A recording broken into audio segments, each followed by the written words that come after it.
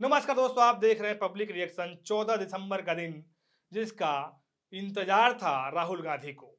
राहुल गांधी ने आह्वान कर रखा था कि 14 दिसंबर के दिन हम ज्ञानेश कुमार के खिलाफ, वोट चोरी के खिलाफ हम रामलीला मैदान में प्रदर्शन करेंगे।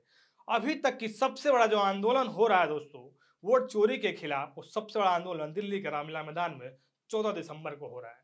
हम आपको बता दें, एक एक चीज, एक एक खबर हम आपको बताएंगे कि राहुल गांधी ने ऐसा मानो कि ठान लिया है कि जब तक हम ज्ञानेश कुमार को कुर्सी से उतार न दें तब तक हम सुख चैन की सांस न लें। ज्ञानेश कुमार के खिलाफ लगातार राहुल गांधी ने, आपने देखा होगा कि कैसे पीसी किया।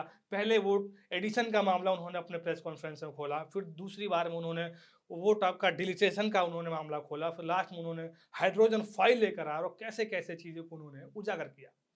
ये खैर आपने उनके पीसी में देखा होगा। फिर राहुल गांधी ने वोट अधिकार यात्रा बिहार में निकाला। बिहार चुनाव से पहले उन्होंने कैसे लोगों को जागरूक किया कि वोट चोरी हो सकता है, ऐसे ऐसे मामले आ रहे। लेकिन चुनाव आयोग ने राहुल गांधी के सवालों का जवाब ना देते हुए बल्कि राहुल गांधी से एफिडेविट मांग लिया। तो राहुल गांधी ने उसी टाइम ठान लिया कि ज्ञानेश जी, जब तक हम आपको उजागर ना कर दें, जब तक हम चुनाव आयोग के कारनामों को देश के सामने, दुनिया के सामने उजागर न कर दे, तब तक हम सुख चैन से नहीं रहने वाले। दोस्तों, इस दौरान दो घटना मैं आपको बताता हूं कि लोकसभा सत्र चल रहा है, अभी शीतकालीन सत्र चल रहा है, और विपक्ष का यह मानना था, विपक्ष ने बड़ा जोर शोर तरीके से इस बात को उठाया कि एसआईआर पर चर्चा होनी चाहिए। लेकिन पहले तो सरकार ने नकार दिया, लेकिन जब शुरू के 2-3 दिन जब खराब हो गए तो विपक्ष की बात को मानते हुए सरकार ने तय किया कि ठीक है, हम फला तारीख को हम डिसाइड करेंगे और इसमें हम चर्चा करेंगे। दोस्तों, सदन में चर्चा होता है, सदन में बखूबी इंडिया गठबंधन के एक एक करके नेता अपनी बात को रखते हैं, वोट चोरी का मामला सामने सदन में बखूबी रखते हैं। बाद में अमित शाह जी शाम को आते हैं, जवाब देते हैं वोट चोरी के मामले में, और जवाब देते देते ऐसा मानो कि मीडिया में भी खबर चलाई जाए कि अमित शाह को 102 डिग्री का बुखार हो गया। कुछ लोग तो ऐसा भी कह रहे हैं, राहुल गांधी के जो ट्विटर अकाउंट जो सपोर्टर हैं, सुप्रिया सेनेट जी हो गई, बहुत सारे लोग हैं, उन्होंने तो कहा कि राहुल गांधी के सामने तो अच्छे अच्छे को बुखार आ जाता है, तो खैर अमित शाह को भी 102 डिग्री हो गया तो क्या दिक्कत है। अमित शाह बोलते बोलते एसआईआर के खिलाफ, एसआईआर के खूबियां गिनाते गिनाते, गणेश जी के कसीदे पढ़ते पढ़ते भरे सदन में एक ऐसे भाषा का प्रयोग कर दिया दोस्तों कि हम लोग भी ऐसे शब्दों का प्रयोग सामाजिक तौर से नहीं कर सकते।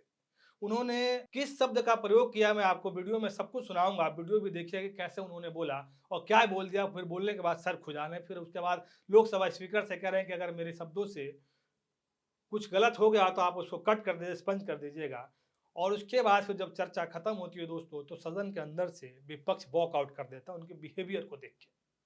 अब चुनाव आयोग ने तो निर्णय कर दिया, मगर मैं भी साहब थोड़ा ज्यादा सोचता हूं। तो मैंने सोचा साहब, ये चुनाव आयोग कहता है कुछ नहीं हो रहा है, कुछ नहीं हो रहा है, तो ये लोग आरोप क्यों लगा रहे हैं?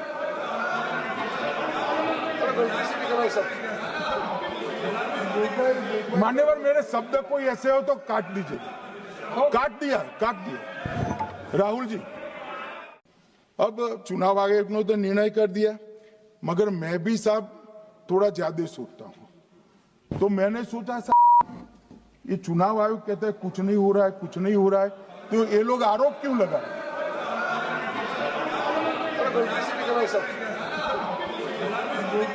मान्यवर, मेरे शब्द कोई ऐसे हो तो काट दीजिए। काट दिया राहुल जी। ये तो खैर दूसरा मसला था सदन के अंदर जो एसआईआर को चर्चा हुआ। लेकिन ये मैं आपको बता दूं कि एसआईआर पे चर्चा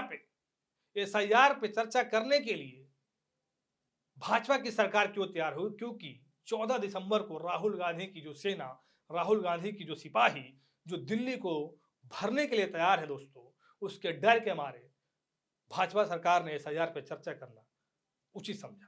लेकिन सदन में भी भाजपा की भारी फजीहत हुई और अब दिल्ली के ग्राउंड पे भी, रामलीला मैदान में भी भाजपा की और वोट चोरी के खिलाफ ज्ञानेश कुमार की भारी फजीहत आपको देखने को मिलेगी।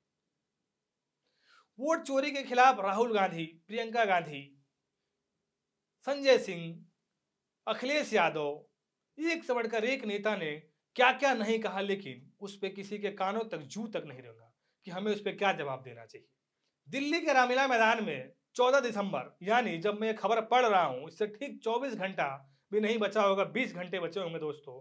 और जैसे जैसे समय नजदीक हो रहा है वैसे वैसे ज्ञानेश कुमार की धड़कनें भी बढ़ती जा रही हैं कि क्या राहुल गांधी क्या खुलासा करने वाले हैं। वोट चोरी के खिलाफ कम से कम अभी तक 5 करोड़ से ज्यादा कांग्रेस ने सिग्नेचर इकट्ठा कर लिया है और ऐसा भी माना जा रहा है कि वो सिग्नेचर वहां से रामलीला मैदान से सीधा राष्ट्रपति को सौंपा जाएगा दोस्तों। देखने वाली बात यह होगी कि क्या राष्ट्रपति इस पर कुछ संज्ञान लेती है। विपक्ष को पूरा भरोसा है कि जो हम राष्ट्रपति को ज्ञापन सौंपेंगे उस पर कुछ ना कुछ हमारे पक्ष में कुछ ना कुछ राष्ट्रपति सोचेंगे। बहरहाल ये तो आगे की बात है, लेकिन मैं आपको बता दूं कि चुनाव आयोग के खिलाफ अब तक का सबसे बड़ा प्रदर्शन भारत में राहुल गांधी करने जा रहे हैं, जो चुनाव आयोग के खिलाफ है। देखने वाली बात यह होगी कि क्या मुख्य चुनाव आयुक्त ज्ञानेश कुमार जी इसको कैसे लेते हैं और इसको कैसे समझते हैं। अब डर इस बात का है कि क्या मोदी जी अब ज्ञानेश की कुर्सी को बचा पाएंगे या मोदी जी खुद अपनी कुर्सी बचाने में सक्षम है कि नहीं, ये तो आपको 14 दिसंबर के रैली के बाद समझ में आ जाएगा दोस्तों। बहरहाल मुझे दीजिए इजाजत, देखते रहिए पब्लिक रिएक्शन। धन्यवाद।